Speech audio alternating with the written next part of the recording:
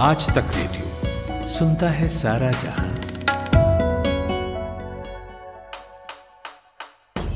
नायक और खलनायक, विद्वान और महारथी, कला के ऐसे सितारे जो अब भी आसमान में चमकते हैं, और ऐसी हस्तियां जो इतिहास में अमर है। उजले व्यक्तित्व के धनी भी और स्याह पहलुओं के लोग भी। ये वो लोग जो मशहूर हैं। ये है नामी गिरामी।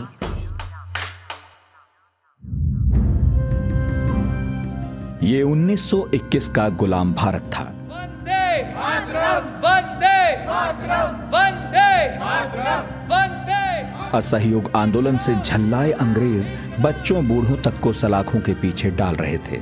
इसी धरपकड़ में 15 साल का एक किशोर कैद में डाला गया। फिर एक दिन कोर्ट में उसकी पेशी हुई।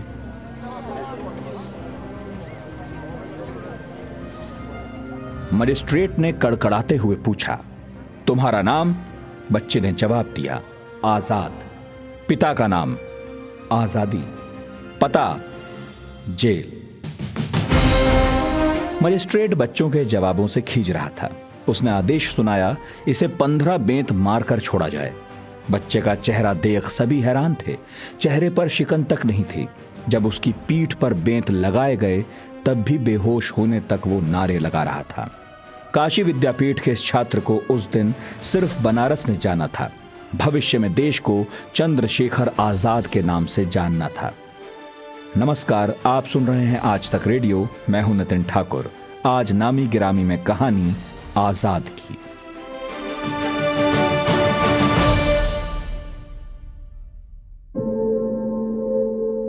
उन्नीस 1906 में हिंदुस्तान राजनीतिक उथल पुथल के ऐसे दौर से गुजर रहा था जिसका असर उसके भविष्य पर पड़ना था। उसी साल चंद्रशेखर आजाद का जन्म बदरखा गांव में हुआ। यह गांव आज यूपी के उन्नाव में है। घर वाले प्यार से पुकारते थे चंदू। चंदू के कारनामे भी उससे कम नहीं थे जो उन्होंने आजाद बनकर किए। उन्नाव किसी गांव में रहते हैं शेखर तिवारी। अपने बचपन में उन्होंने आजाद के ढेरों किस्से उन्हीं के परिवार से सुने।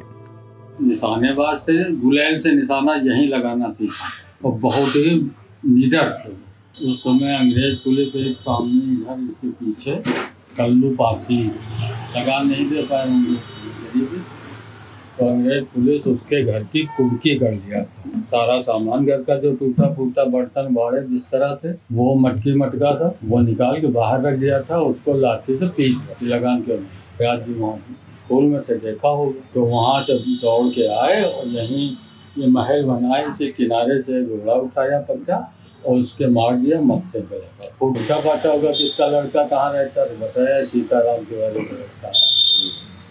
और आजाद जी वहाँ से भाग के घूम के अपने घर के अंदर चले गए। पहुँच गए सारा हो तो वहाँ बुलाया सीताराम, उनसे पूछा लड़का कहाँ है तुम्हारा, तो बताया कि हमारा बहुत गर्म हुए, अंग्रेज थे।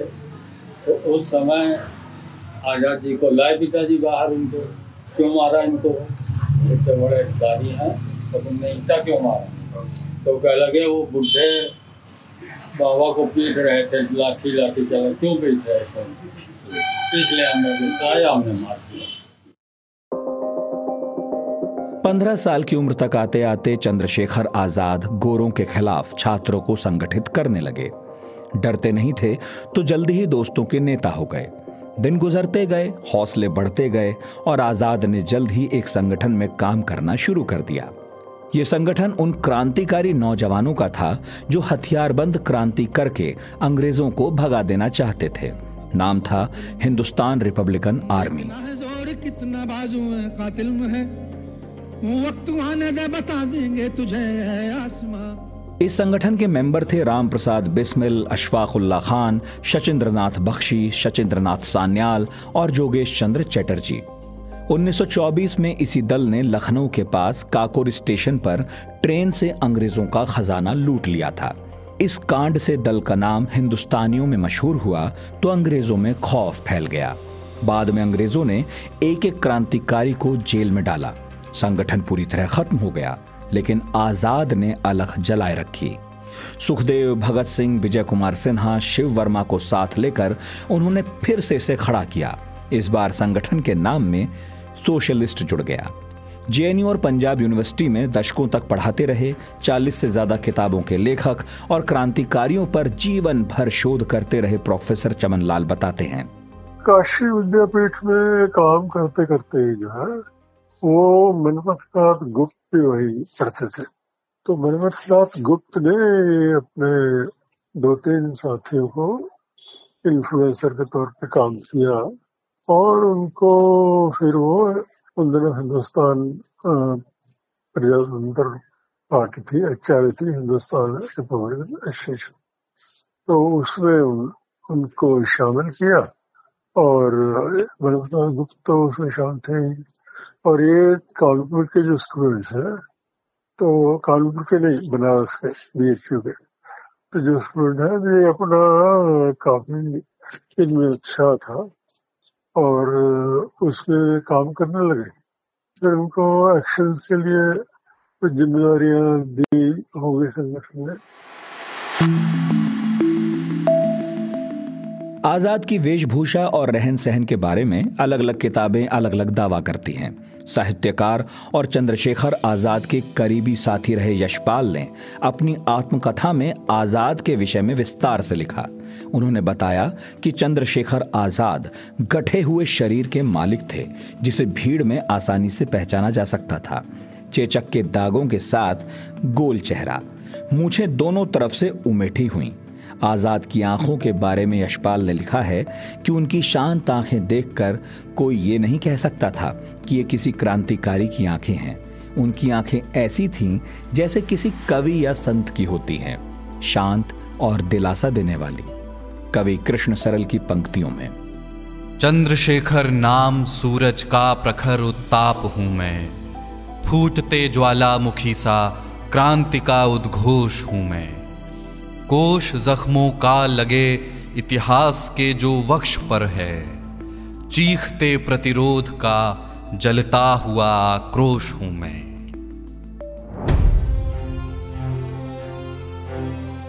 पुलिस ऑफिसर सैंडर्स की हत्या के बाद भगत सिंह को भेष बदलकर लाहौर से निकालने वाली दुर्गा देवी उर्फ दुर्गा भाभी ने आजाद के बारे में खूब लिखा है। वो खुद भी इस दल की हर छोटी बड़ी गतिविधि में शामिल रहती थीं। आजाद कभी बिस्तर पर नहीं सोते थे। वो अक्सर जमीन पर पुराने अखबार बिछाकर सोया करते थे। कम खाना उन्होंने आदत बना ली थी, जिसमें शामिल थे 2 फुलके और गुड़ के 2 टुकड़े। लेकिन जब उन्हें आराम से खाना मयस्सर होता तो खाने का उनका शौक बाहर आता।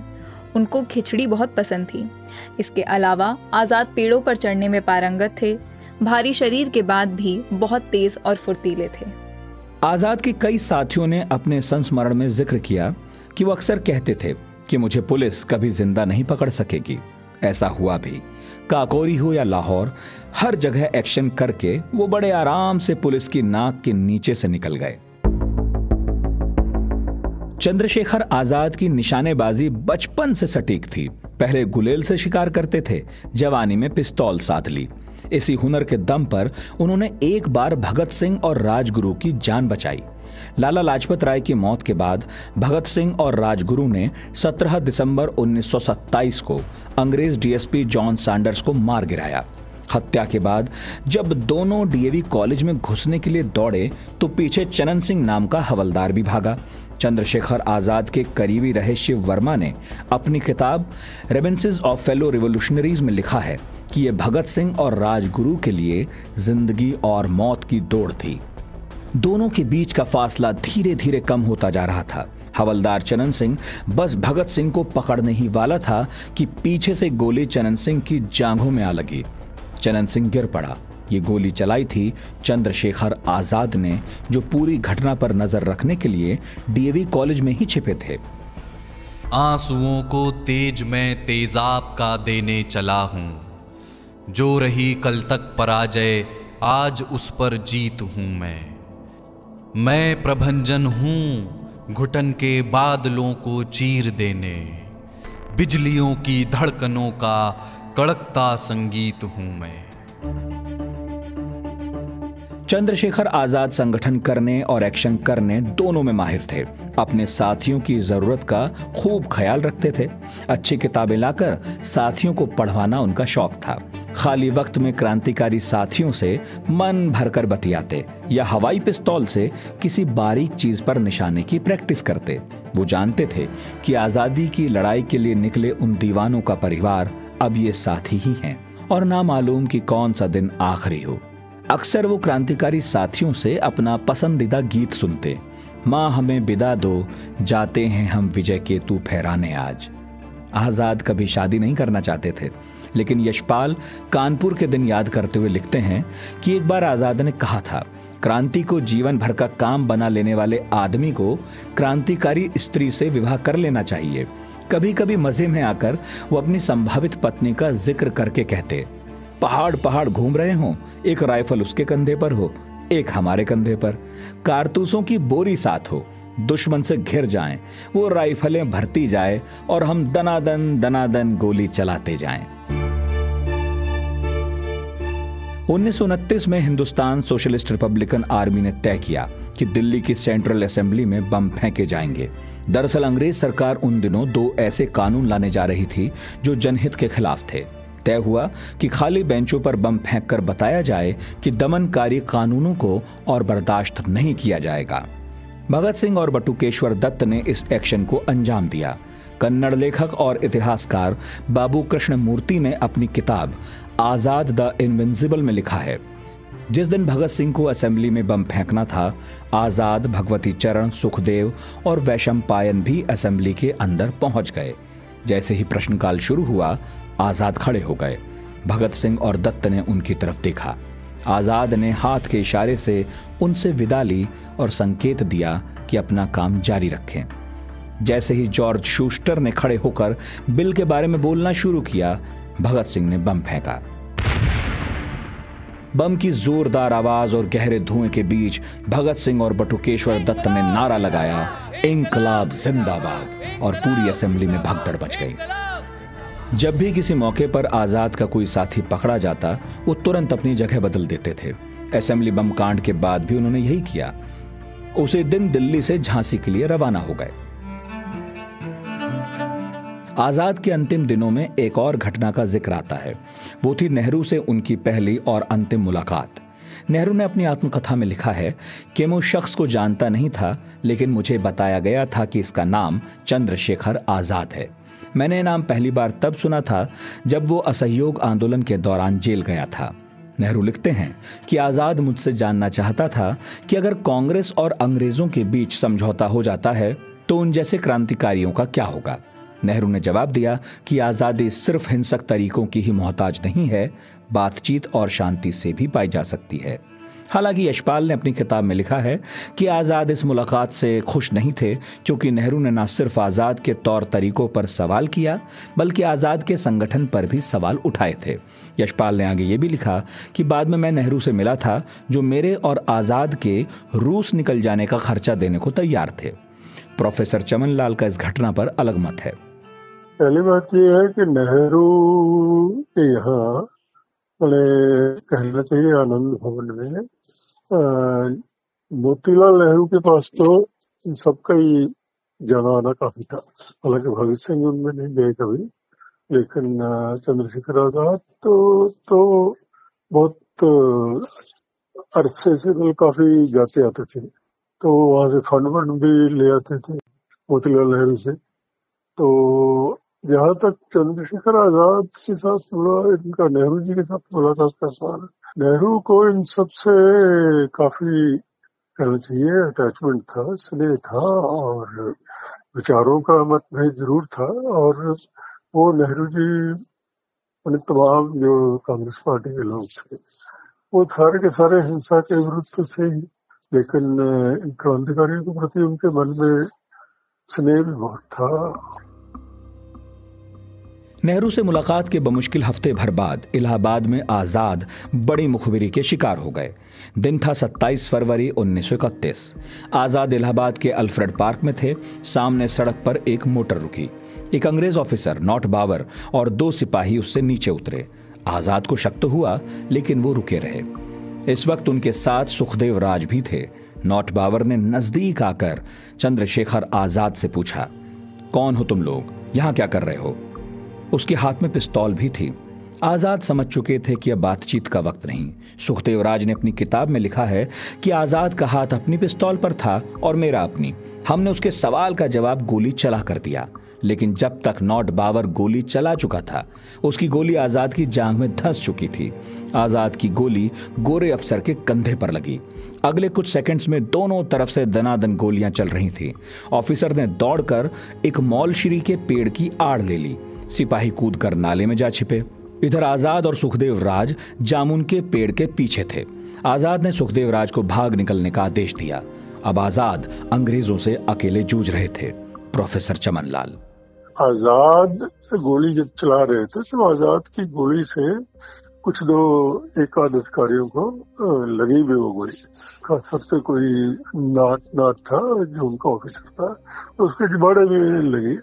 तब उन्होंने ज्यादा पुलिस बुलाई और ज्यादा पुलिस बुला के घेरा डाल के और गोलियां चारों तरफ से बरसाई उन्होंने, और फिर वो शांत हो गई क्योंकि आजाद की तरफ से गोली बंद हो गई। तो उनको लगा कि आजाद अब जो है ये तो खत्म हो गई या उनका गोली सिक्का खत्म हो गया। तो धीरे धीरे उन्होंने नजदीक बढ़ना शुरू किया और वहां पहुंच के देखा कि आजाद के हाथ में पिस्तौल थी और वो गिरे हुए थे। और वो डरते डरते वो अधिकारी जो है वो आसपास गए और अल्टीमेटली जब ये हो गया कन्फर्म कि अब आजाद नहीं रहे, तब जाके उन्होंने कब्जे में लिया चंद्रशेखर आजाद की बॉडी को और फिर जो है लोगों को वहां से भगाना शुरू किया। पोस्टमार्टम के लिए भेजे जाने से पहले चंद्रशेखर आजाद के शव की तलाशी ली गई। उनकी जेब से 448 रुपये मिले। यशपाल अपनी आत्मकथा में लिखते हैं, संभवतः आजाद की जेब में वही रुपये थे जो उन्हें नेहरू ने दिए थे। जिस पेड़ के नीचे आजाद शहीद हुए, सरकार को बाद में कटवाना पड़ा। लोग वहां श्रद्धावश जुटने लगे थे। हालांकि बाद में एक जामुन का पेड़ फिर से लगाया गया जो आज तक वहां है। इस घटना के महीने भर के भीतर 23 मार्च 1931 को भगत सिंह, राजगुरु, सुखदेव को फांसी चढ़ा दिया गया। इसके बाद भारत में वो क्रांतिकारी आंदोलन बेहद धीमा पड़ गया जिसने देश को आजादी का एक और विकल्प सुझाया था। आजाद की शहादत के 16 साल बाद आखिरकार हिंदुस्तान ने आजादी के उस उजाले को देखा जिसकी चाह में आजाद और उनके साथी खुशी खुशी मौत के अंधेरे को मंजूर करते चले गए। आग भूखे पेट की अधिकार देती है सभी को, चूसते जो खून उनकी बोटियां हम नोच खाएं। जिन भुजाओं में कसक कुछ कर दिखाने की ठसक है, वे न भूखे पेट दिल की आग ही अपनी दिखाएं। और मरना ही हमें जब तड़प कर घुट कर मरे क्यों, छातियों में गोलियां खाकर शहादत से मरे हम। मेमनों की भांति मिमिया कर नहीं गर्दन कटाएं, स्वाभिमानी शीश ऊंचा रख बगावत से मरे हम। शहीद चंद्रशेखर आजाद महज 25 साल जिए, लेकिन करीब 100 साल बाद कौन होगा जिसने उनका नाम न सुना हो। आज का नामी गिरामी आपको कैसा लगा बताइएगा हमें radio@aajtak.com पर। इसे प्रोड्यूस किया है रोहित अनिल त्रिपाठी ने, साउंड मिक्सिंग की है कपिल देव सिंह ने। मैं हूं नितिन ठाकुर, इजाजत दीजिए।